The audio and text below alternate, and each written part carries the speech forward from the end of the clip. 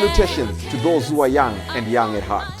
Oremi, Madamfo, Enyim, Salam alaikum, Hola, buena gente, Bonjour, legend, Linja dumelang, Murigaboto, Muliwanji, Murigaboto, Makadin, Karibu, Mwakaitawani, Munotambere. Welcome to Blackview SDA online platform. This is a place where your soul will find rest. Did you know every Wednesday and Friday at 6:15 p.m. we have consistent midweek prayers? Not only that, during the day from Monday to Friday, if you need a soulful song, please tune into our platform and indeed you'll find rest for your soul. On Sabbath, which is Saturday, we have services from 8:30 right up to 6 p.m. What do you expect to find? We have got the church at study, Sabbath school, music. It's story time. Even our little ones, the children, will find solace on Blackview online worship platforms. Yes, not only are they going to receive a powerful sermon for them, but including the songs, and they'll sing the songs of Zion in the comfort of your home. Yes, you are waiting for the power hour as we receive the beautiful words, the wonderful words that come from the Word of God. In the afternoon, we have got powerful discussions, not only for the young, but even for the old, as we prepare this journey on this planet Earth before the sundown. Yes, there is a sermon that will usher you into the new week as you listen to God speak to you. What are you waiting for? Tell your friends about it. Don't forget to join us on YouTube and Facebook. Like our page and subscribe to our YouTube channel. God bless you as we meet on Blackview online worship platform. Nobody can stop me. Don't you wanna go? I'm going there. Nobody can stop me. I'm changing kopane upenyu. Jesu atinditarise.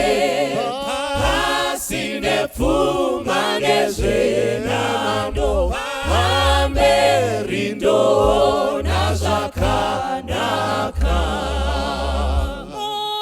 Upenyu ukutarisa uchinjiko kwa Kristu. Upenyu wakanaka kutarisa Kalvari. Hapo ndakamutarisa Jesu. Wakanyemerera kuti ndava mumatambudzo, muchinjiko unondisimbisa. Mune upenyu kukutarisa pamuchinjiko wa Kristu.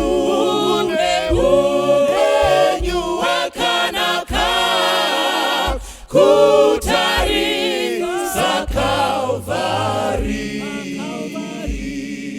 Ndinozotarisa muchinjiko, ndosimbira muchinjiko.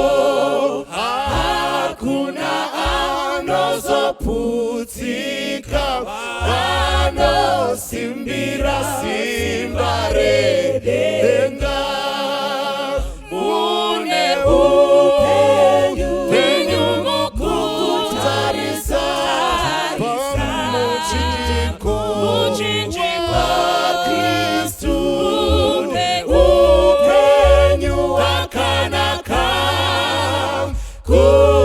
Kutarisa Kalvari.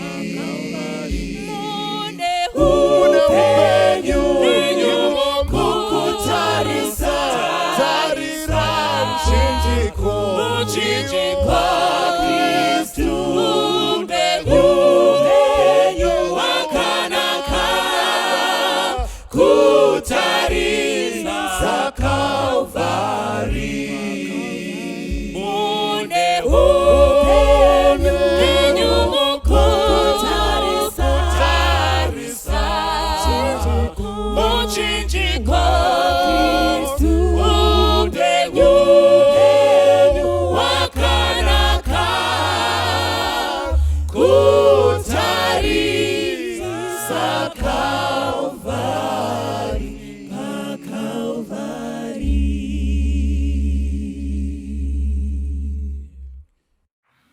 Makadi vateereri, toda kutendai zuva ranhasi ratiri kukurukura nezvenyaya dzemhuri. Tine series yatiri kufamba nayo ine musoro wenyaya wekuti family circle.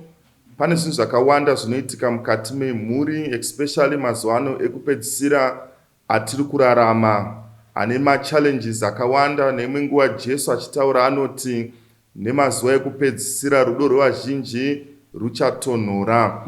Saka nhasi tiri paseries yo yekuti family circle. Tine musoro wenyaya wekuti mazuva ataidanana. Saka kuparura chirongwa chedu tichakumbira Elder kuti mutinamatire. Vatinamatei.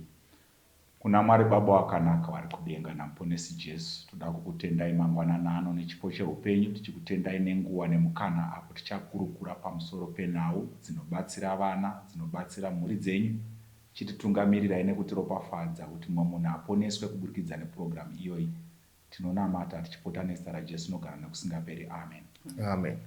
Tinotenda zuva ranhasi. We are so much privileged kuva nevedare baba namai. Ndichakumbira kuti vazi-introduce tichitanga namai Ngwenya.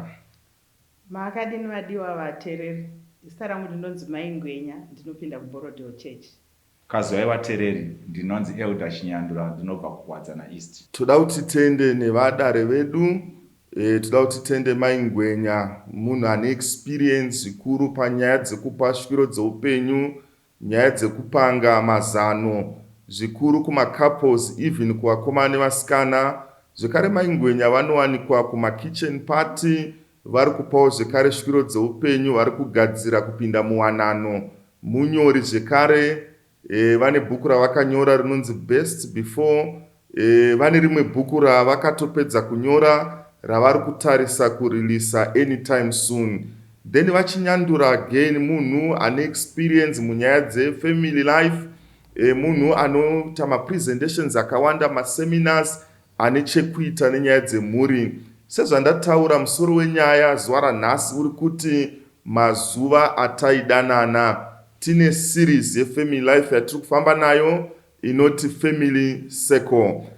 Tikadzidza mukati mebhaibheri kuna rwiyo rwaSolomon 3 pavhesi 1, but vhesi randiri kuda ivhesi rekupedzisira rinoti, ndakati ndangobva kwavari, ndakapfuura zvishoma, ndikamuwana iye unodikanwa nemweya wangu, ndikamubata ndikaramba kumuregedza, kusvikira ndamuisa mumba mamai vangu, mumba yomukati yaiye wakandibereka.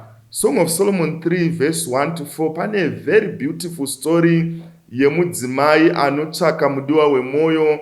Anotanga kumutsvaka kuhope, anopinda mumastreets pavhesi 2, mumatare achitsvaka mudiwa wemwoyo. Pavhesi 3 anotobvunza mawatchmen, varindi veusiku, matongoona here anodikanwa nemwoyo wangu? Thank God, because of verse 4 amuwana, anoti ndichamubata andimuregere kusvikira ndamuisa mukati memba yamai vangu. Saka muri kuona effort yakaiswa nemunhu uyu achitsvaka mudiwa wemwoyo. I don't know, ndo same effort iri kuiswa nevakomana nhasi nevasikana vachida mudiwa wemwoyo. Vane madreams avanawo, pastor, wedha muchato ndoda wakadai, ndoda mukomana, Mwari otomupa mudiwa exactly wemwoyo waanoda. But I don't know zvinofamba sei. Mazuva ataidanana, munoziva mukaenda kune mamwe macouples, murume nemukadzi, vese vari married, vatori mumba imwe chete, vane vana, asi vane language yavanotaura, unonzi vachiti pastor mazuva ataidanana. Maybe Mai Ngwenya mungade kuwedzera more flesh. Vari kumboedzaura kuti kudiya. Maita yenyu pastor. Mazuva ekudanana nevanhu vamarriage vanenge vachirauta kuti pane zvaiitika zvisachaitika. Pane kakudanana kekuti vanhu vaiitirana zvavasachaitiraniku zvino. Saka tinosangana nemacouples anoita kunge vanhu vanga vari paprobation murelationship, then vapinda mumarriage, vasvika havachisina zvavaiita kuti varambe vachidanana, chakavaperekedza kumuchato ndo chavasisachaiti kuti varambe vari murudo rwokuti vazorifaiti mazuva ataidanana. Thank you so much. Vachinyandura ipast tense iri kutaurwa, but chinoshamisa ndechekuti vanhu ava vari married, vari vese, but vari kuti mazuva ataidanana. chiri kumboreva kuti kudi paradoxi mune zvekutsanangura here apa. Tinotenda sezvataura maingwenya zvinotoratidza kuti pane zvaiitika vanhu vachiri kudanana zvisasawaniki vanhu vaamo muchato. Saka nekumwe kutaura zvazvinoreva vanhu havazivi zvavanofanira kutarisirwa kana vachinge vaa mumarriage. Inyaya dzei dzatinombokurukura kana tichiri kudanana, zvirongwai zvatiinazvo zvatoda kupinda nazvo mukati memarriage.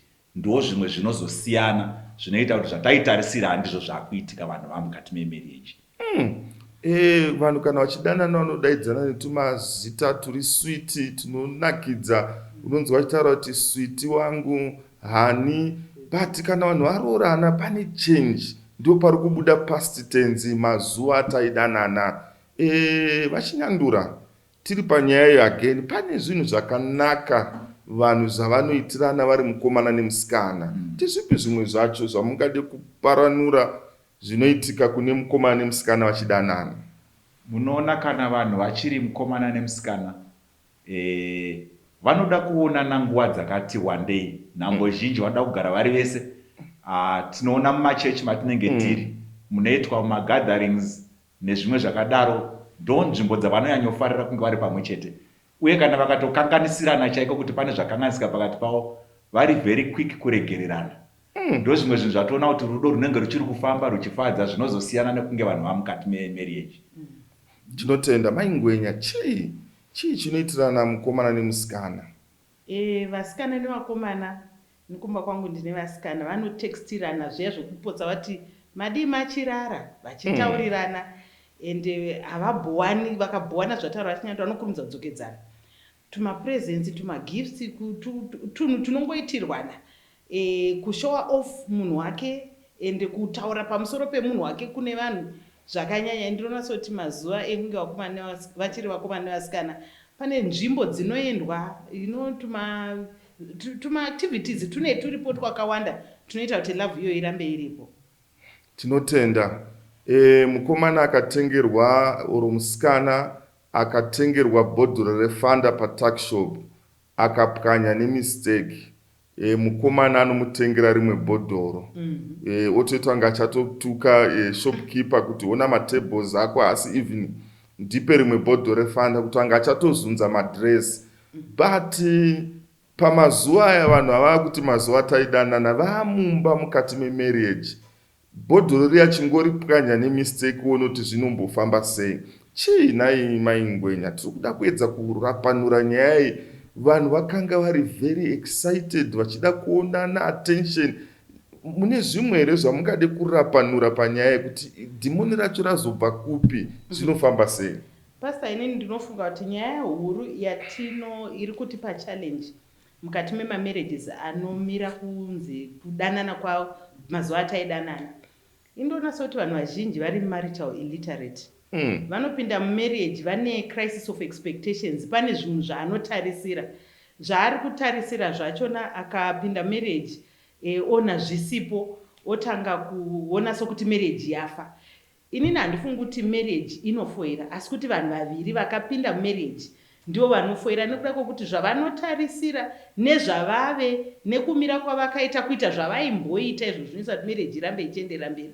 Mumarriage munenge mapera fuel yekuti vanhu vaenderere mberi. Saka chinodiwa ndechekuti vanhu varambe vachiita zvakavaperekedza kumuchato, plus vaine information. Bhaibheri rinotiro my people perish for lack of knowledge. Knowledge ipi inodikanwa kuzikanwa kuti aiwa marriage muchauya machallenges. Because inini ndinofunga kuti panotaura kunzi love is blind. Marriage is a reality. Ine marealities ayo, hanzi hazvigoni kuti urarame uchingofunga kuti tichiri kutamba. Because pavaifonerana ende pane akazomira kufona kana kuti vakamira kufonerana kana kuti vakudhila nema-issues reality, pastage yereality, havachagoni kuendela zvinhu izvozvo. Thank you so much. Ndoona kuti sometimes vachinyandura kuvakomana nevasikana, marriage iri so sweet, especially mukomana ari pagedhi revabereki vemusikana. Maybe curfew time yakukwana, nyaya ndo padzinenge dzakuzipa kunakidza, pombopfuura mota musikana kuti angada kumbomhanyira mugedhi, zvonzi aiwa havasi baba vangu havasi mai vangu vombotaura futi nyaya dziri kudakidza but curfew time yatoita sei apa yatotanga mota imwe yokupfuura vanzi iwe baba vangu auya mai vangu but iye zvinozi vanhu vavese vavaviri vakusotana havachataure vese kunakidza kwekwe hapasisipo vari mukomana nemusikana vanotorotana vakagara pamusoro penyanza masaisai gungwa achivasesedza zvinhu zvichifamba zvakanaka zvinofamba sei mune zvimwe zvamungade kuwedzera here panyaya iyi mazuva ataidanana mufundisi mukatotarisa kuvana it is not the lack of love but the lack of friendship that makes a marriage vanonakidzwa nekungonge vachionana vachidanana but ushamwari vasingagone kuhumba pakati pavo vari vaviri. Chinonzi ushamwari ndo chinozomeka reality kana vanhu vava mukati memarriage. Kuziva kuti mumwe wangu kana achinge awirwa nedambudziko rinofana kuita redu tese. Mumwe wangu akarwara neni ndinotorwara. But munoona kuti kana vanhu vachiri kunze vane zvavanenge zvichivatekenyedza plus chinovapusha into marriage i-competition. Vanoona zvakaitwa nananhingi.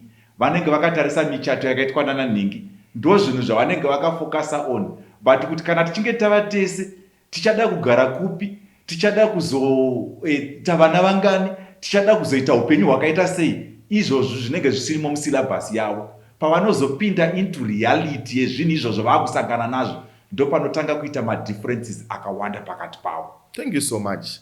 Inini ndinokufunga kwangu ndinenge ndinoona sekunge marriage inofanira kunge itori sweet maingwenya very sweet kutopfuura mukomana nemusikana because mukomana nemusikana vane malimitations akawanda. Ndatotaura nyaya yecurfew vane zvimwe zvinhu zvavasingagoni kuita but apa vakugara vese 24/7 vanofanira kunge vachitonakidzwa vachienda pane chimwe chidanho kupfuura chimwe chavari. Mazuva ataidanana zvei zvamungade kubatsira panyaya?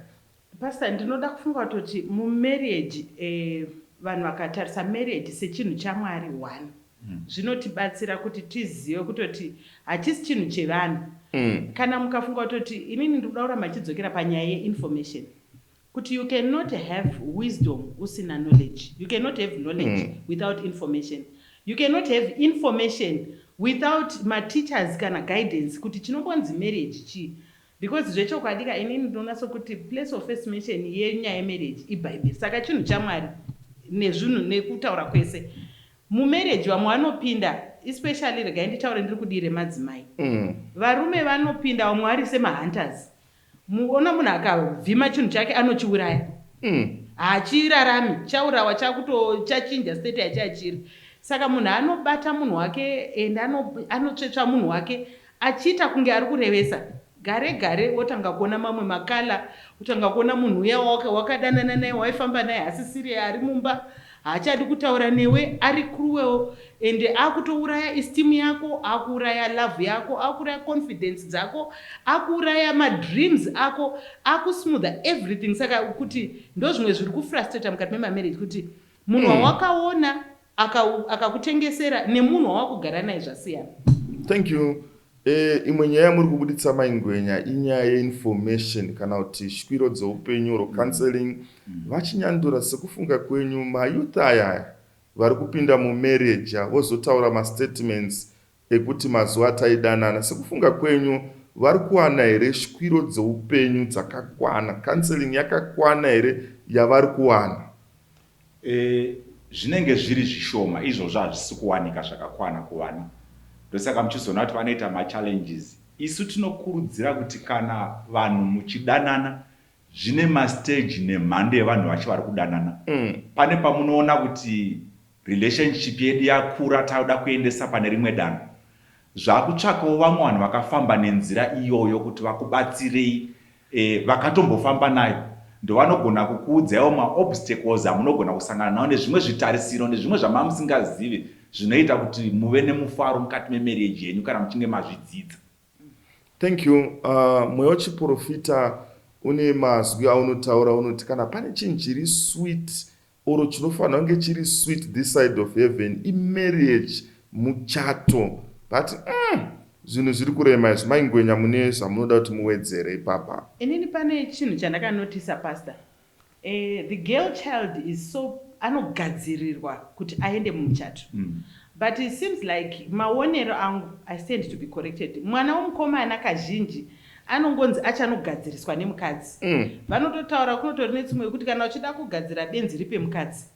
But isusu tiri kuti mwana wese anofanira kuprepewa, mukomana kana musikana, but vakomana vazhinji avari kungono havana, they are clueless about what marriage requires. Hawatombozivi kutoti kana munhu aamumba responsibility yake ndei. Saka unoona kuti munhu anenge ari mumba umu but achiri mwana wokumba kwawo, haasati akugona kana kurana musha wake kana kuziva kuti maresponsibilities emurume ndechii. Saka you find kuti information is critical kuti frustration isaitike marelationships emarriage, kuti vanhu varambe vachidanana vanoda information yekuti vodanana sei panguva yavanenge vasvika iyoyo. Tinoda kutenda marriage inofanira kunge iri sweet, mukomana ari kufara, musikana ari kufara mutsvisa. But nyaya iri kubuda panapa inyaya yeshwiro dzeupenyu, kuti sometimes tine focus yezvinhu zviri here and now, hatifocus zvinhu zviri kumberi kuti marriage yedu iyi yakamira sei. Ndoona kuti vakomana nevasikana, imwe marriage yedu imwe ndeye mabhuku oro emufirimu, we are building castles in the air.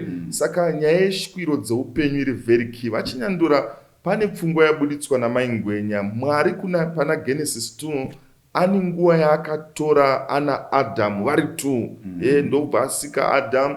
Ane imwe nguva yaakazotorawo naEve vari vaviri, then Eve ndobva amutswa, Adamu akukomboza song, inyama yangu, ibvupa rebvupa rangu. Saka maingwenya vane pfungwa yavataura yekuti vakomana vanenge vari kuneglectwa. Unoona ichiri chokwadi here kuti vasikana vanenge vari kuwana shwiro dziri nane kupfuura vakomana. Ameno munoona senyaya. Pfungwa iyi ndinotenderana nayo iri kutaurwa namaingwenya. Tikatarisa mumakereke, even vana vedu vakusvika kuti vakundopinda mukuwanana kana kuti musvitsa. Vana mai munoona vanomhanya kuvanasikana vachiedza kuvagadzirira, vachivadzidzisa avanoti makitchen party. Unotoona vachivapa midziyo netumwe tunhu tungashandiswa kana munhu ari mumba. But kwatinoenda kuvarume, zvinoita sekutoti varume havana chavakagadzirira mwana wavo. Zvinhu zvavanozoita nguva yatopera, zvokuti pa 2 minutes vanotanga kumhanya kuti todini iwe chitaura. Vakungopiwa 2 minutes tushoma twekutaura zvokuti mwana haana chaanonyatsobata, ende hatino chinobatika chatinomupa chekuti kana achinge akupindawo mumba anoti ndakadzidza kuvakuru vangu kuti imba inogarwa sei. Saka ndoona sekuti kuvarume tine patinoleka mukuumba mwana wedu kuti ave murume chaiye anogona kubata musha wake. Mazuva ataidanana, in other words, kuti marriage iwe sweet, ti avoid mazwi aya ekuti mazuva ataidanana, the ground has to be the same or level. Mukomana anofanira kunge ari munhu ari mature, agadzira kupinda muwanano semune musikana. Tiri panyaya imwe cheteyo yamataura vachinyandura, handi kunye baba. Vasikana takambotaura kumaseries apfuura, vane counseling yakawanda yavanowana, imwe yacho kubva kumabhuku avanoona, maybe mafirimu chaiwo, mamwe acho hatisi kuti akanaka kana kuti akaipa, anovabatsira zvine chekuita newanano. Ini ndakamira kudai ndiri pano, ndakagara pandiri pano, mudzimai wangu akaitirwa makitchen party 2.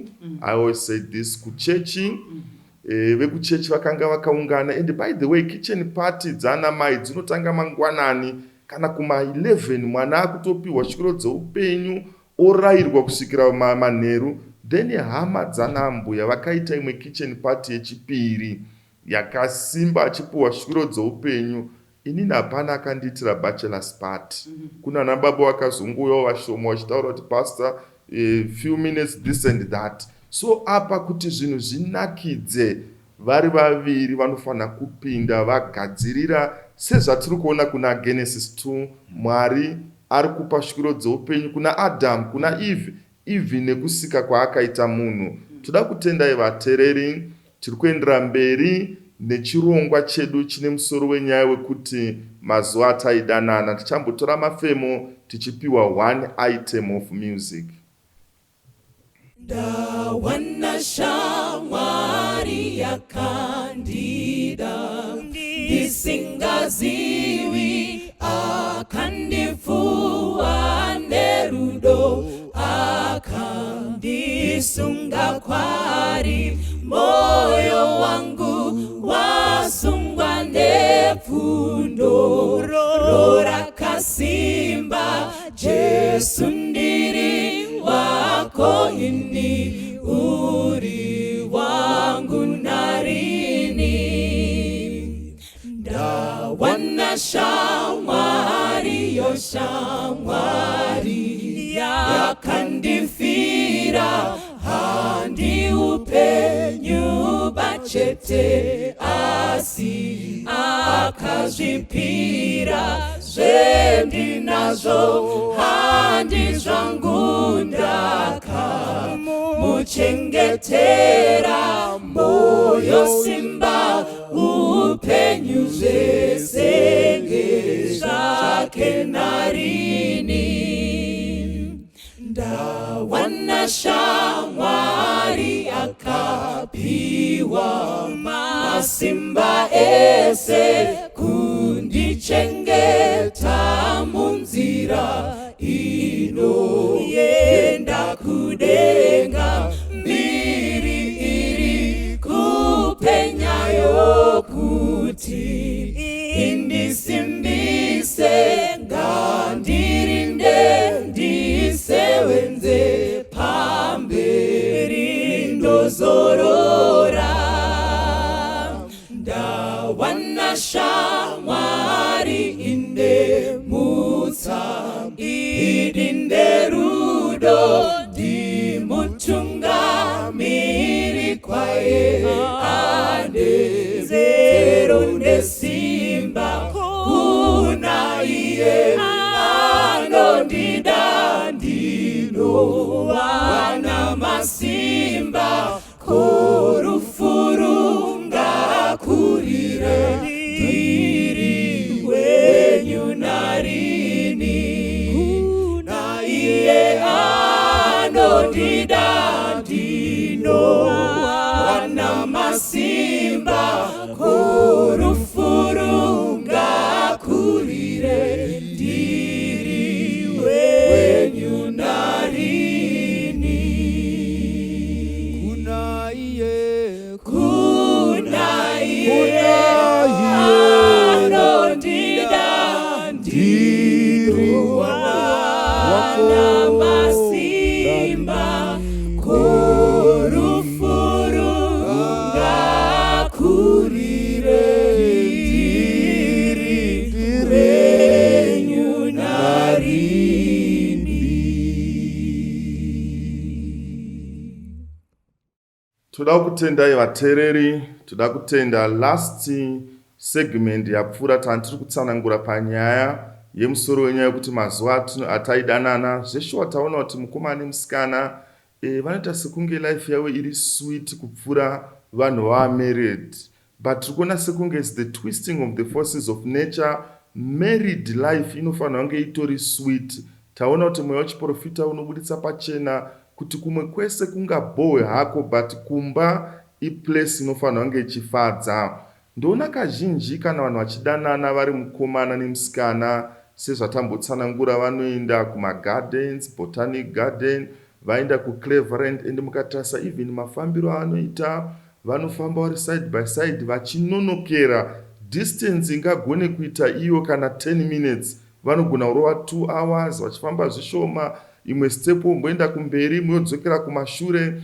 But kana vanhu vamarried, kuti unzwa kuti vaenda kubotanic kana kuti kucleveland, pane nyaya.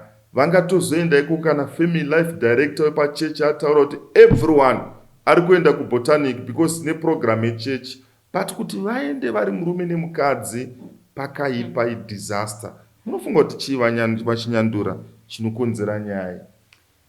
Chinoitika ndechekuti kana vanhu vachinge vaa mumarriage, pane machanges akawanda anoitika, anosiyanisa nezvavakanga vari vachiri mukomana nemusikana. Mapriorities, pane more to focus on. Mumba maakudiwa kudya, mumba maakudiwa, pamwe dzimwe mari hadzichakwani. Wozva mamuri mukomana nemusikana, zvazviri zvekungoenda kubotanic modzoka. But kumba kwakudiwa shuga, kwakudiwa hupfu, kwakudiwa zvimwe zvinhu zvakawanda, zvinenge zvaakukonzeresa kuti mufaro uya wakambenge uripo uya uchinge watisiyanei because zvakuda mari zvawanda. Kuvachinyandura stepi chaiyo chaiyo chii chinoita kuti stepi baba vatange vakumberi vakufambisa mai vari kumashure inyaya dzemari here? Chii chimwe chiri kukonzeresa zvinhu? Kana vanhu vasingagari pamwe chete nguva refu, mumwe ari kwamai vake mumwe ari kwababa vake, kushuwana kunokura zvakanyanya. Kana muchinge mazogara mese wakutanga kuona zvimwe zvinhu zvawakanga usina kuziva nekunge uchiona. Saka vanhu vanoita tend kubohekana nemamwe maitire emumwe wake. Saka inozotoda imwe nguva yekuadjusta futi kuti vanhu ava vadzokedzane pamwe chete. Vanhu vakusotana mabori awakambenga usingaone wako waona everyday mbowa wakuoneka umwe anoita ngonono. So vachinyandura vari kutaura nyaya yekuti zvimwe kuda vanhu vanenge vakubohana. Mai Ngwenya, tiri panyaya yekunofadza uku kumabotanic gardens, Cleveland. How come vanhu vari married pane kuti vaswedze nguva variko vachifara vachidya tumaitsi? Zviri kufamba sei? Pastor, zvinonzi if you are not happy at home, you are not happy anyway. Saka kumba kana kusiri kufarwa, kugarden tiri kuenda kunoita nezvei. Saka kugarden tiri kuenda kunoextenda, kugarden kuri kutoendwa nevanhu vanotori nejoy yavo nechekare. Chinoitika ndechekuti dzimwe nguva kana pasisina affection, women thrive so much on affection. Saka affection yachona inobata zvinhu zvakawanda zvizhinji zvekuti kana ikashayikwa iyoyo munhu anoshaya kuti saka tiri kumboita nezvei, ngatingogara heduka pano timbosovha isusu then tozonoita zvekufara. Saka tinobva nemufaro wedu kumba tichiextenda tichienda nawo munzvimbo dzakasiyana, because kwatiri kuenda kubotanic hakugenerate happiness. Kunongotipawo maybe a place to see, maybe kunogona kuve therapeutic in a way, but hakusiko kunogona kukonzeresa kuti vanhu vafare vabva kumba vasingafari. Saka kumba ndikwatinogara mazuva ese ndokune nyaya. Ngatigadzirise environment yedu yekumba, because ukaona vanhu vanoda kutsvaka kufadzwa nevamwe vanhu ivo vari tu vasingachagoni kunakidzana, pane zvakanganisika. So zvinotangira kumba. Ndoda kudzoka kwamuri Mai Ngwenya. Is there anything wrong? Pane here chini wrong nereligion yedu isusu? Because I've seen kuti mukaenda kunana botanic uko Cleveland kune vanhu vakura. Munogona kutoona varungu vari married, pamwe ane kamwana kamuzukuru nembwa yavo vari kuCleveland zuva rese vari kutenderera. Ende vamwe vacho varungu unotoona ane chikwepa chefodya, but akabata mudzimai wake ruoko akamuhaga vari kutenderera. What's wrong with our religion? Because vanhu vari married ava. There is nothing wrong, Pastor. Hapana chiri wrong at all. But ndinofunga kuti there are times when people stop marriage. I mean, happiness in marriage does not just happen. It's a product of planning how to be happy, and zvinoitika kana paine good communication. I always say communication is the lifeblood of any relationship. Saka kana pasina kutaurirana kwakanaka kwekuti vanhu vanongoita second guess kuti ari kufara here asi kufara here. Ndikuda kufunga kuti when we look at marriage, Pastor, ndidzokere mashure zvishoma, we look at marriage differently. Kune baby boomers, the way they look at marriage. Koya generation X yekubva kuna 1979 zvichidzokera to 1980. Baby boomers anobva 79 achidzokera mashure. Yes. And then 1980 to 1990 ndo generation X.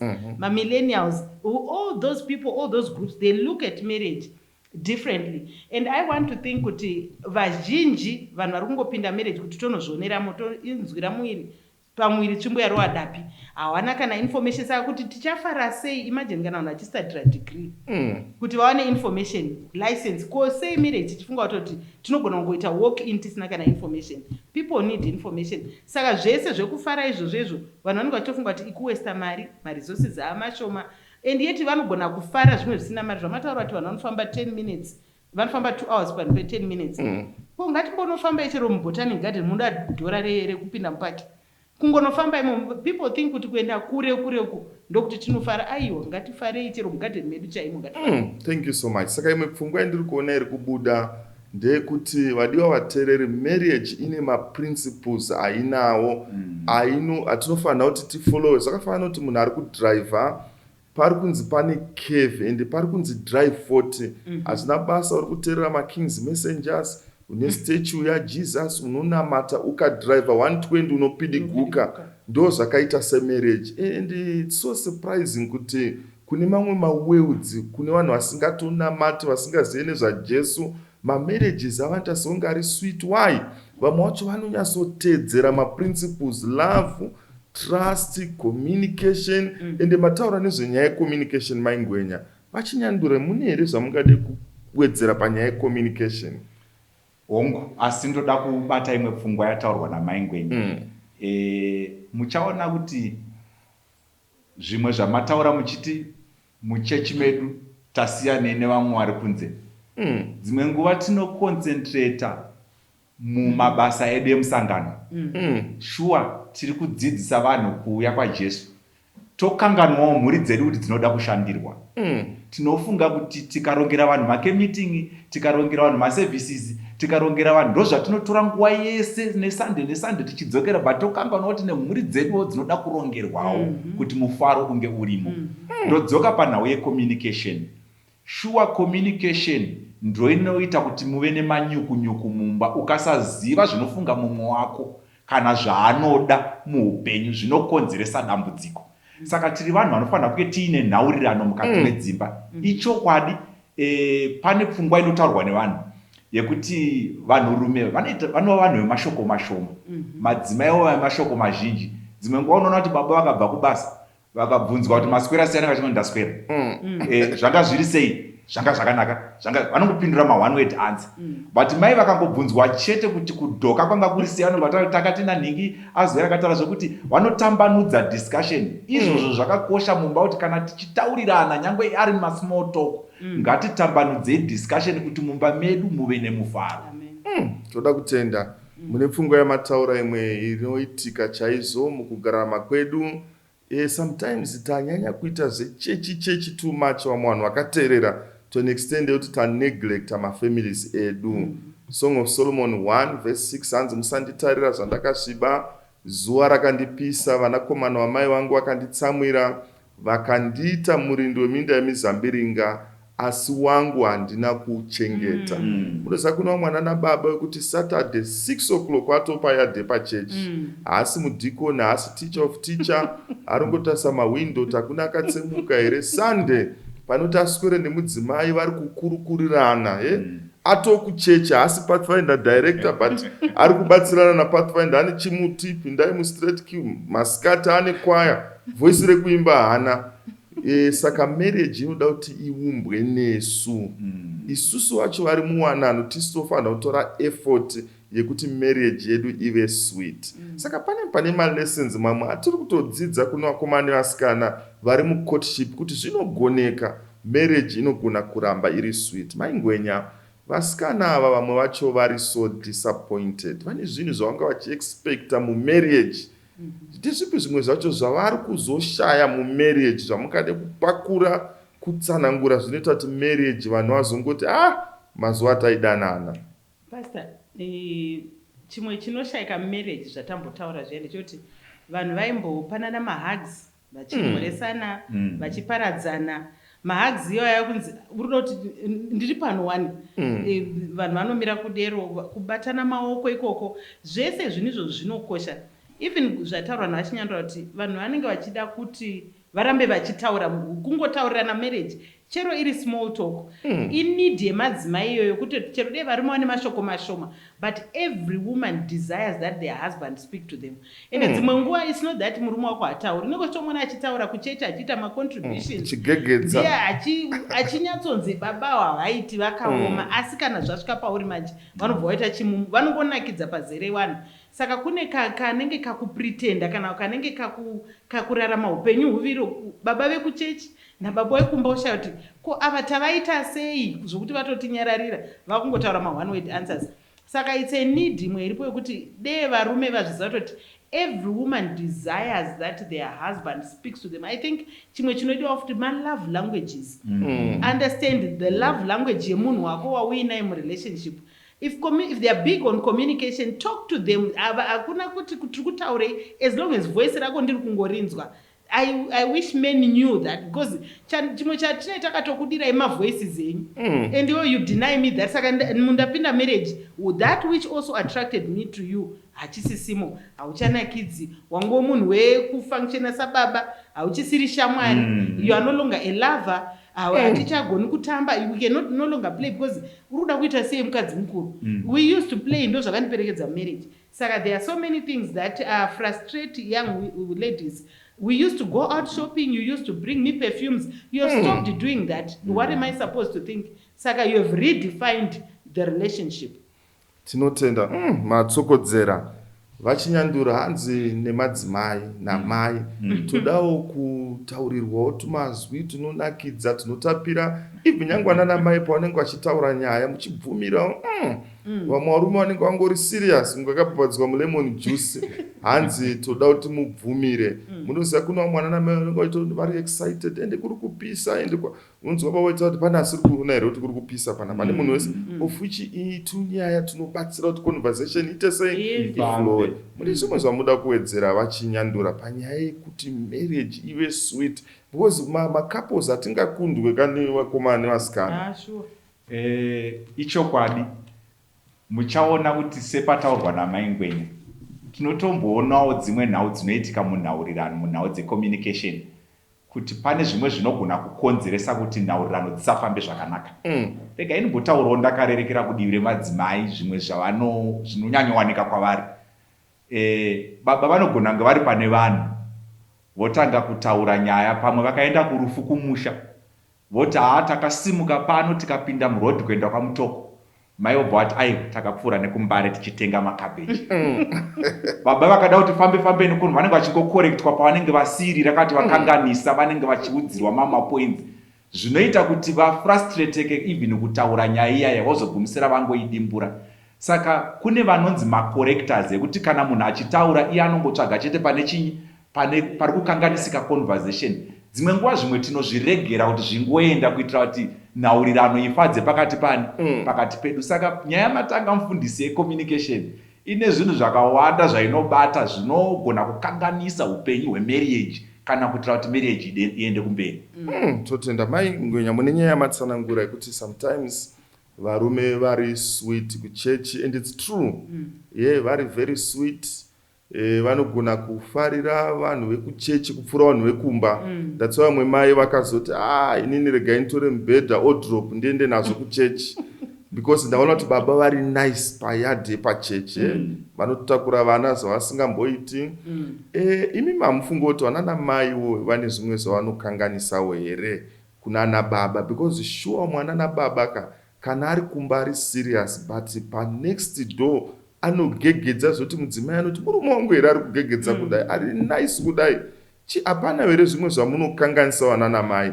Okay, regai nditaure ndichidai pasa. Inini ndinoda kufunga kuti regai nditaure kushamwari dzangu madzimai nevasikana vari kupinda marriage. Hakuna munhu anoda, zvataura elder Chinyandra ndivakire pamusoro pazvo, hakuna munhu anoda kuroora their mother, hakuna munhu anoda kuroora their head mistress kana landlord, wekuti the way you treat your husband mukati memba wakuita kunge mwana wako. Bhaibheri rataura kuti murume arikaitirwa mubatsiri, ndiri mubatsiri akakwana. But tinowanika tiri more on the side yokubatsira vana than kubatsira vana baba kuti vave munhu akavakika, because behind every successful man they definitely is a powerful woman who knows how to build up their husband even in their conversation. Chero pamamuchitaura pauti maconversation killers ekuti munhu anenge achingokukorekta kuti hapaso zvatakaita in public zvinourayawo ubaba hwenyu. Saka ndoda kufunga kuti inini vana mai zvechokwadi tine zvimwe zvatinoitawo. Tinopopotawo, kuna namai vanopopota zvokuti munhu anozeza kuenda kumba. Koita vana mai vamwe vane uchapa zvokuti kuti ufunge kuti mumba machona unenge uchitozowo dzimwe dzimba dziri right, kana ivo mai vachona unenge uchitombowazawo pamwe pavaifamba zviri right, but kumba kwachona nezvawaifunga nezvavave, vamwe havabikiri varume, vamwe vana mai vanoita mamudhu rototoziva kuti nhasi kana kuine mudhu hakuna zvese kusvikira kubedroom hakuna. Saka communication is conducive pa an environment iri yakagadzirwa zvakanaka yekuti in as much as ma-challenges ariko, financial situations iriko, ma-lockdown ariko, izvozvi so kuna vanhu vari kushati vogara sei vese vari kungofamba vachidhiraivha kana kuenda kumwe kusingafaniri kuendwa nekuda kuti ari kutiza close up affair yavepo nelockdown.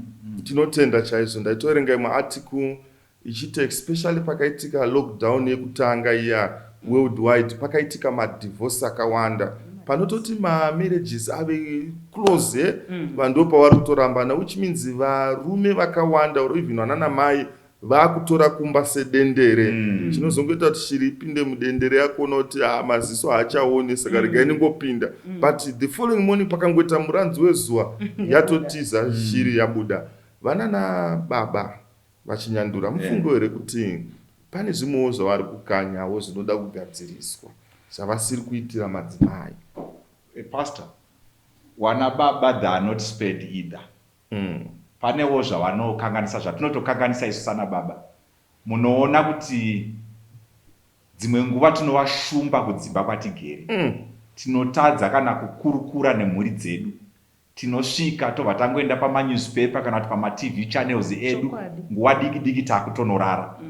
But unozona semubaba vamwe chete vavavo, kungave kusangano kana pazere vanhu, vanoda kurumbidza madzimai avo pamberi pevanhu. Zvezvimwe zvinhu zvavasingaiti vari kupi? Vari kudzimba dzavo. Vana mai vanoshanda nema-emotions nema-feelings zvekuti unogona kufunga kuti unomufadza pamberi pevanhu, but anotokuunika kuti baba vada kuedza kuda kundifadzira pamberi pevanhu, asi kumba chaiko mufaro kunenge kusina. Ndopamunozoona kuti dzimwe nguva vafundisi pamunoita michato munotimanikidza dzimwe dzacho nguva kuti dee dzaukise nekuti tapamberi pevanhu hatigone kuramba, tinozonyadzisana tikaburitsa zviri mumba medu. Saka tinenge taakuita kumanager stage kana kumanager vanhu vakatitarisa, but chaizvo toita kuti unati kisi yataita ndo yatatoita gore rese. Saka zvimwe zvinhu zvinoita kuti upenyu hunakidze mukati memarriage hazvidi kuitirwa pamberi pevanhu. Pamberi pevanhu zvinotozobuda matuso ezviri kuitika mukati medzimba. Thank you. Toda kutenda nekudzumburudza kwamuri kuita nyaya iyi. Purpose yechirongwa ichi ndeyekuti dai marriages edu angava sweet. It's very possible kune ma-couples akatonditarisa vari kutoshamisika kuti ko zviri kuitika here shuwa pasi pezuva, kuti kuna vanhu vanonetsana, kutone vamwe vanhu vari kuenjoya marriage kwavari, zvinhu zvese zviri kufamba zvakanaka. Maingwenya munogona kunge mune mazano amungade kupa vakomana, vasikana, maneeds avo zvingagone kuitira kuti marriage yavo ive sweet. Nekuda kwekupera kwenguva pastor, hapana zvakawanda zvatichagona kutaura, asi imwe pfungwa yandinofunga ndeyekuti people should strive to stay married. Ndo chinhu chikuru chandinofunga kuti dee vanhu vakagona kuti chero dee vachikura, love must not grow old. Rudo haruchemeri. Tingakure pamazera but tofanira kukura in wisdom. Kana tiri kurarama, ini ndinofunga kuti dee zvagona kutoti vanhu vabehave sokunge marriage yavo igarden. Chinhu chinogrowa without encouragement awits. But anything beautiful chinofanira kuitika marriage, chinhu chinouya as a result of a proper tending. Zviya zvokuti vanhu vanofanira kufertilize marriage yavo, kugara vachingwarira kutoti pane anoda kuidya, anything chakaiswa naMwari pane anochirwisa. Saka whether it's communication, whether it's financial support, whether it's whatever chakakomberedza marriage, chinoda kungwara. Tisangofunga kuti tinongomuka tiri happy. God never intended for marriage to be endured but to be enjoyed. Saka ma-principles haachinji ekuti marriage munakidzi. Communication inodiwa, support inodiwa, munhu anofanira kuita pati yake kuitira kuti marriage mugone kunakidza. Otherwise munofrustrate. Muri kutaura, ndoda kudzoka kwamuri maingwenya. Yes, pastor. Pane varume vari kunogara pagaba rependi. Kumba kune sofa rinotyisa. Vari kumwa tii nenge mavhundu, rooibos. Kumba mai vane rooibos yakakora yavanogadzira. Vana baba vari kudya matumbu kuti anga ane urwa here. But kumba kune good food. Chii chiri kutiza vana baba? Ngeregai titi chekutanga chiri kutiza vana baba chingori chitema pastor. Nguva yatiri kurarama, ini ndiri kuda kudzokera hangu kungofunga kuti in the closing hours of this world, zvechokwadi zvakamboitika naIsraeri kuti chitema cheupombwe chakawanda towards Canaan. Ndo zviri kuitika izvo zvokuti mukaona kuti people like mukaona chero social media yedu is awash nezvinhu zvinoexcita nyama. Saka vanhu vazara mukati mepfungwa dzevanhu, they are thinking evil continually. Saka tikada kutsvaka reasoning yakuperekedza munhu kugaba chaiko ka, we are justifying sin. Asi kuti tiri kutongoti nekuda kwechitema Satani ari kuavheilawo maopportunities ekuti you focus so much on the faults of your partner more than you focus on zvakanaka. The more you focus mukukonewa kwake, the more you see mafaults eumwe wako. But when we focus on the little good, and we know kuti munhu has a finished product, munhu wese is work in progress, and isusu tiri kubva, what get married are not two people but are two temperaments. There are so many things that come to share the platform ye marriage. Saka it's not kuti inini ndagona kana kuti ndakonewa. Aiwa, mu marriage tiri kubatsirana kuti marriage yedu ndiyo project yedu, not each other but marriage yedu. Saka inini ndinoda kufunga kuti everyone must work on themselves to become the best find mu marriage. Toda kudzoka kwamuri maingu. Yes, pastor. Mune matsanangura patamunonyatsoti dyo. Pane zvimwe shuwa imwe reason chitema uro mademons ari kuita vex vanana baba. Kuna mwana baba vane madzimai nice, zvese vanoitirwa, mudzimai ari chef, but still unonzwa kuti vane small house. But pane mamwe hapana here makesi chitema chiripo, yes, ari justified ekutoti mai vane zvimwe zvavasiri kupa baba, zvamunoziva kuti varume vanoda ABCD zvavari kushaya, zvekutoti varume vaende magaba uko. Regai nditaure ndichiti number one need according to research yevarume mabiya angu, number one basic need yevarume is sex. Nzeko mapasta mapasta vanhu no. Saka ndinofunga kuti inini need iyo yakadesignwa naMwari. It's an inbuilt principle isingagoni, iripo for functionality, but people are abusing it zvokuti vanopanishana that which is needed. Regai ndishandise imwe phrase yandinoshandisa mubhuku rakanzi best before. Ndinoshandisa kumadzimai kakaona kuti ukurambira munhu sex zvakafanira kuvharira munhu ane manyoka toilet, anoitira pese pese, and iye akuzobva kutoilet isina nebasa rese, ndo panozoti iyo toilet haipindwe yakaipa. But kurambirana chinhu chinofanira kubatsira kuti marriage iende mberi, ko zvimwe zvese kumba kwedu zvaiveko. That one part iyo yatakushandisa kupanishana nayo inokonzeresa kuti Satani awane a wedge into our relationship, into our marriage. Saka zvimwe zvese teta kuzotaura, ende zvimwe zvese zvakahenga even ipapo. Hatisi kuti ndiyo yega inokosha nyaya, but iyo inoisa kuti baba waende kunogara pamagaba kana kuswera vari kugocha nyama yavasingadyiwo vari vegetarian, vachida kubatsira zviri munyama mavo. Saka dei vana mai tangwarira ipapo, because pauraya mamarriages akawanda. Tinotenda mataura masoko makukutu chaizvo. Vana mai vakawanda ipapa vane central locking system yekuti pamwe pacho vanoblema mweyo china oro chitema in the like, but yeti zvimwe zvacho tisu tinogona ngechizvikonzeresa. Vamwana mai vanoti kana vachinorara vanorara netracksuit, wobvaisa chijazi, wovhorosa mataura chijari, wozoita rimwe gumbeza ravanomonera kuti ange chitunha, but wozoti anzi pane makumbo emuroi ari kukonzera that. No, marriage dzedu dzinofanira kunge dziri sweet. Dzimba dzedu tinofanira kunge tiri tumatenga tudiki, zvatiri kutaura zvinogoneka, because Jesu anoti ndakakupai simba. Vachinyandura mune zvimwe zvamunoda kuti mutsanangure, muwedzere kuti marriages edu ave sweet. Love yatakanga tinayo, excitement, enthusiasm, tiri mukomana nemusikana, the same zvitowedzera even tawa mu marriage. Regai nditutsire pataurwa namai ngwenya. It's unfortunate kuti zvizhinji zvinorereka kuna namai. Saka namai munogona kuona kuti mune basa rakakura rinogona kuita kuti musha wedu uve nemufaro.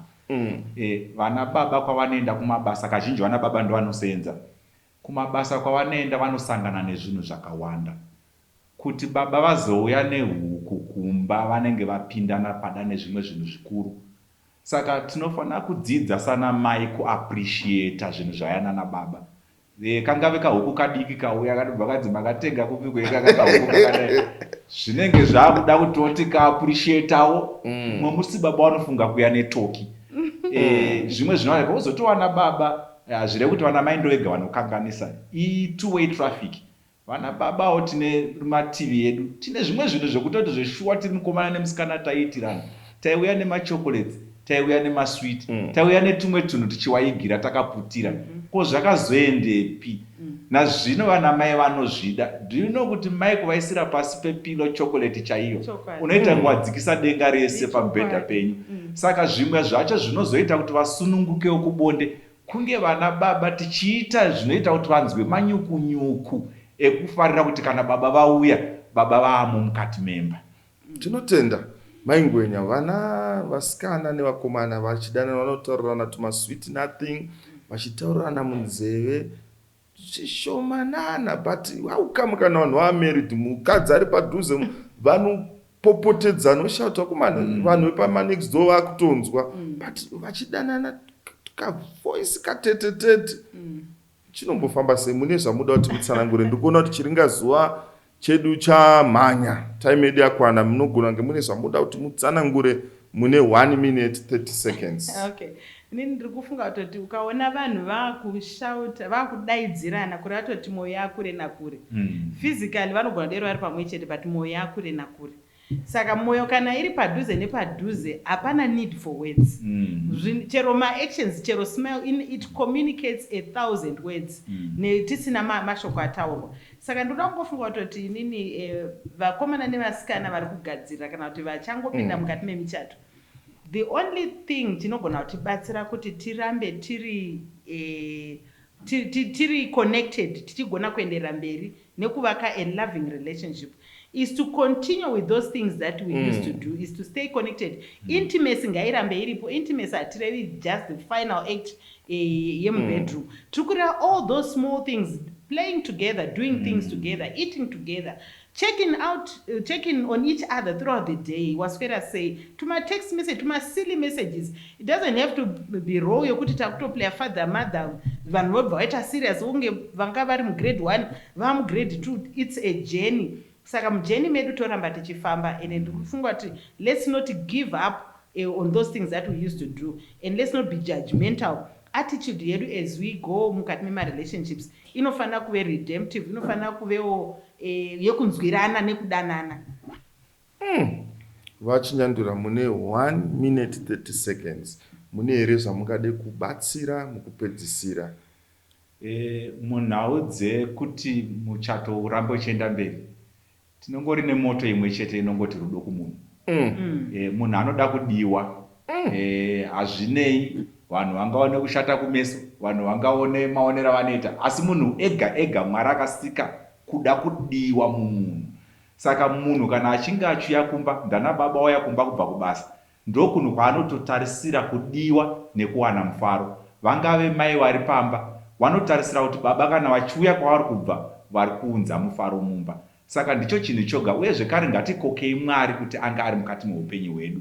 Pasina Mwari hanzi vanhu vakaimba vanovaka pasina. Saka tinoda kuti Jehovha atibatsire tive dzimba dzemunamato, Mwari aramba achititungamirira. Izvozvo zvega zvinotiita tive pamwe chete nguva dzose dzeupenyu hwedu. Toda kutenda vadiwa vateereri, maasian countries sezvanambotaura mashure vamwe vacho havatonamati, vane mamwe mareligions avo, but rate yedivorce iri very low. Secrets avanawo ndeyekuti zviya zvavaingoita vari mukomana nemusikana havasitope, vanotokontinya. Maiziva here kuti zvinoita kuti marriage dzedu dzive sweet, sezvataurwa namaingwenya naelder Chinyandure, tunhu tudiki diki, hatutodi tuende kuuniversity kana degree. Mwari akatotipa kare. Ida umwe wako, they want attention, they want trust, netunhu tudiki diki tumapresence itoto. Maiziva here kuti maasian countries andiri kutaura, like zvataurwa namaingwenya, just kungodya mese kune power. Bhaibheri rototaura kuna Acts kuti they would break bread from house to house. Ende zvimwe zvakakonzera kuti church increase, church growth iwedzere. So pane tunhu tudiki twakangoita sekudya mese, kugeza mese muchikwanisa, kutamba mese. Even Isaac mutsvene waMwari chaiye, pane ane utsvenere unopfuura hwaIsaac. Bhaibheri rototaura kuti aitamba nemudzimai wake. Andimo to an extent kuti Abhimeleki atasane pawindo akati matambire enyaka, muri kunyeba kuti muri hanzvadzi nehanzvadzi. Even kutamba chisveru, maiziva here kuti kana pastor marriage officer kana achinge angodeclare kuti you are now husband and wife, hakusisina munhu achatenderwa kutarisa nepawindo kuti muri kuitei. Mukada kuita champidi gori, mukada kuspina, makada kusimudza gumbo kuenda pawindo, zvamukati memba yenyu. So ndiri kuti enjoy life. Actually munogona kutowedzera kupfuura zvamaita muri mukomana nemusikana ende simba ririmo. Mukuvharira masoko akanaka kudai, tichakumbira maingwenya kuti vatipe munamato ekuvharira, but tiri kuimbisai kuti series iyi icharamba ichiendera mberi ine musoro wenyaya yokuti family circle. Inguva yenyu maingwenya. Ngatinamate. Baba wedu ari kumusoro kudenga, muponesi wedu naMambo Jesu, toda kutendai kuti mwoyo mutsvene ari pakati pedu achibata basa guru rekuponeswa kwedu. Tokutendai nekuti family chipo chenyu, marriage chipo chenyu chamakapa kuvanhu. Ende tinotenda zvekuti family ivheku yesalvation. Pane ino nguva tinokumbirira mhuri dzese nekutaura kwese kwaitwa, pane dzimwe mhuri dziri kurwara, pane dzimwe mhuri dzanga dzamira kufunctiona, dzatonamatira kuti mukukurukurwa kwenyaya idzodzi murape mhuri iyo, dzipeiwo zvese zvavasina, mugovapa maziso ekuona pavanofanira kugadzirisa, mugovapa simba rekuita zvavanofanira kuita kuitira kuti mhuri muraramike muri muchifariwa, nekuda kwekuti kana mhuri dzikasafara zvechokwadi mamwe madhozi esalvation achavharika. Chitiitira zvatisingagoni kuzviitira, mbiri yoramba iri yenyu, nokuda kuti takumbira muzita nemuropa raMambo Jesu. Amen. Amen.